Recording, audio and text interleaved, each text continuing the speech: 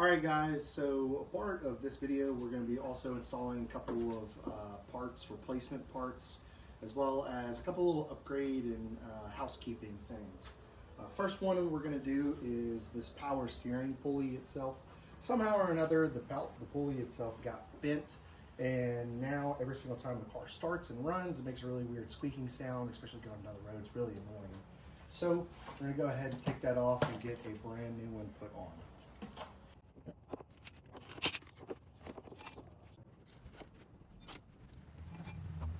All right, so after a brief trip to the store, we have the correct puller tool to get this pulley off. So what I did was just basically wedge a screwdriver in there to lock the pulley in place. And we're gonna take it and just slowly wrench it off.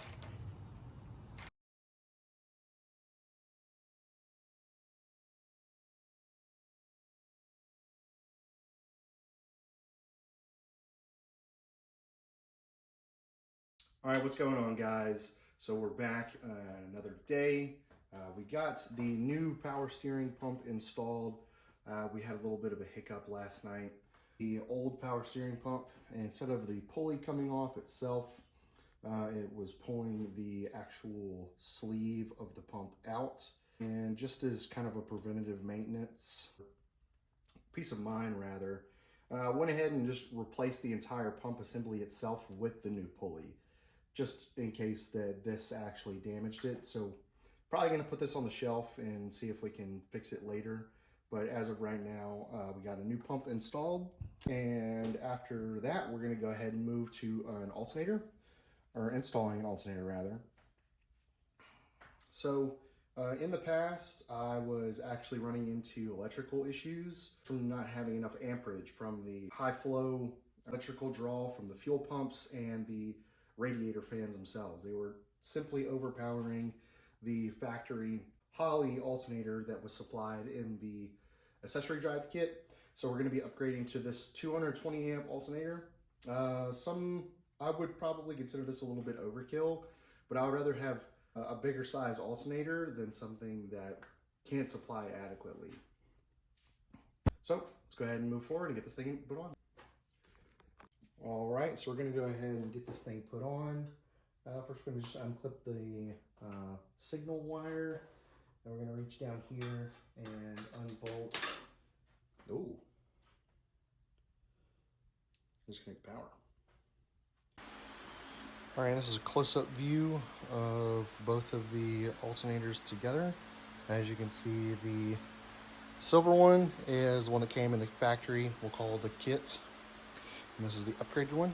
Went with a black color, just kind of clean up the engine bay a little bit, kind of, hide that. Doesn't really look the best, and it also hides grime. As you can see, this one's covered in a little bit of stuff. But let's go ahead and get this thing thrown on.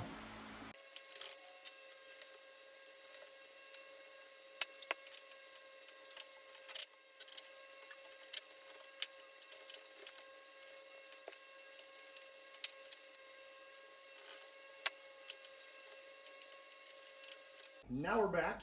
We have the alternator off, the new alternator installed, but we did run into a couple of hiccups as far as the install process. I'll go ahead and show you those. We had to modify the crossover pipe for the exhaust. Basically took it off and hammered it down. For some reason, the alternator case itself, even though it's the same size and the same model as this one, is slightly bigger, so it was actually connecting on that crossover pipe. So I went ahead, took it off and hammered it back down, as well as there's a bolt right there that for some reason was not going back in, even though it was not cross-threaded and the threads were not stripped out. It just was not going back in. So we went to Ace Hardware, picked up a bolt, and put it back together, and now we're about to reassemble the exhaust. All right, guys, and now we're back. So we're gonna be tidying up these fuel lines hanging down right here. Right before this car went into storage, I dumped all of the ethanol out of it to prevent some rust in the fuel lines and also rust in the gas tank itself. and replaced it with some gasoline to keep the oxidation out, everything like that. But because I was in a rush, I didn't have time to button up the fuel lines, so we're gonna go ahead and do that now.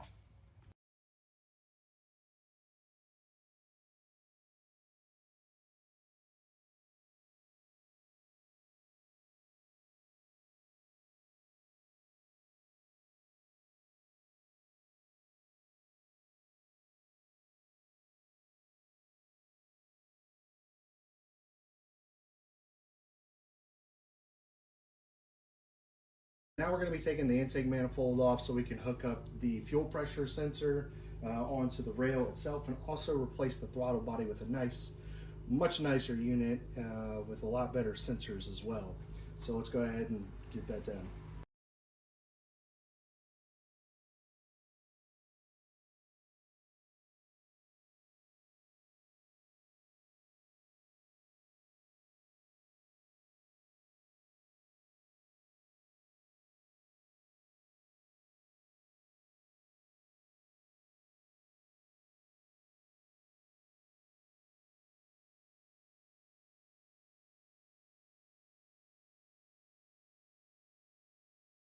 All right, so now that we have the fuel pressure cable, we're going to go ahead and leave this down off to the side and start the reassembly.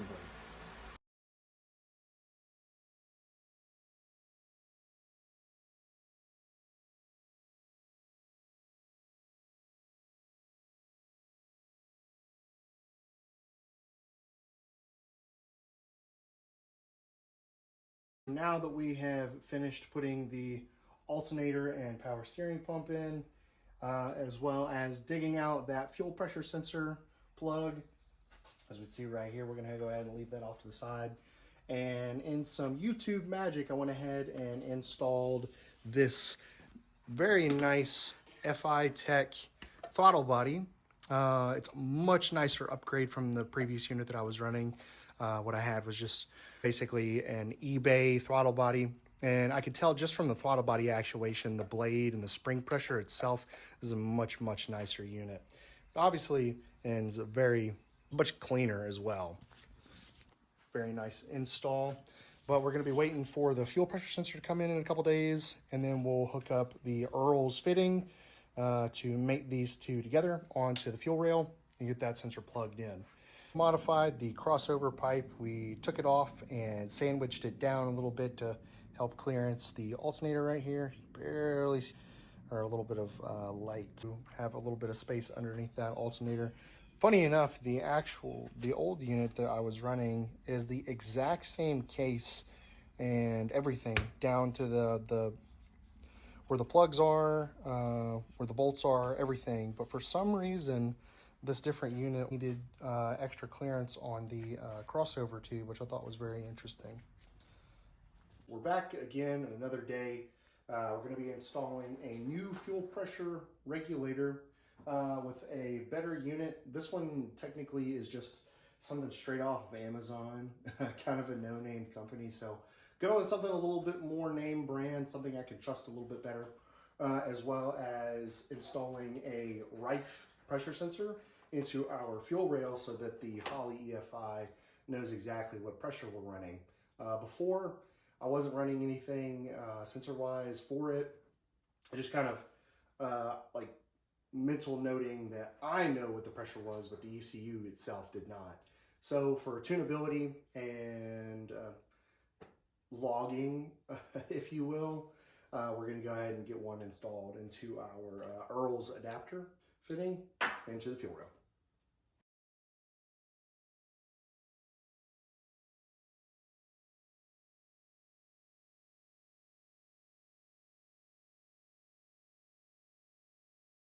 So now that we have all of our parts installed, we just finished putting on the power steering pump with the brand new power steering pulley, brand new 220 amp alternator, fuel pressure regulator with this really, really nice D-Works LZ MFG dial, and a fuel pressure sensor. We're going to go ahead and install this turbo oil drain from TurboSmart. It's a really, really interesting product. If you ever had any issues with your bearings and your turbo failing or anything like that, I personally have. This is actually my second turbo. So as soon as I saw that Turbo Smart released this on the market, I was like, dude, I have to have one. Along with that, we're going to be installing, this is actually an Amazon part, so don't really look at that too much, but we're going to be installing a new feed fitting, one that's a lot wider than what's already on their stock, to hopefully get a lot more oil in there and help cool it down faster. So go ahead and throw it on. All right, so after a couple days of install, you know, time just kind of gets away from you whenever you're putting parts on and everything. We'll go ahead and run down what all we installed. So we got a brand new power steering pulley. Somehow or another, the one that was on here got warped. We actually had to replace the power steering pump itself. The inner sleeve on the other one started to come out for some reason while I was taking the pulley itself off. Brand new 220 amp alternator to make up for the shortcomings of the factory alternator. It was about 110 amp. Whenever the fans would come on, it would actually cause the car to break up and boost. So we went ahead and swapped that out so we can get some good electricity around in the car. Our Turbo Smart turbo oil filter, very nice unit. Definitely recommend one. Or definitely recommend getting one if you haven't already. And we have our Chase Bays fuel pressure regulator with a Dishworks LZ MFG fuel gauge. Kind of like how the color shift looks pretty cool, but we swapped that out. Not that the old one had any issues, but just because this is a much more reliable brand that I trust a lot more. So now that everything's installed, we're gonna go ahead and start the car, see how it does.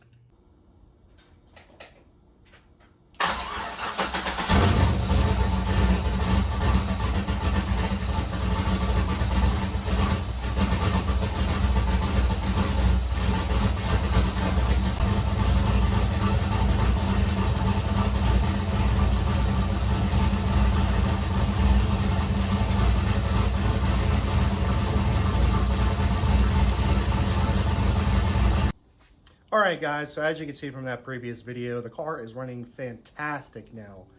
We have the alternator is working, it's charging.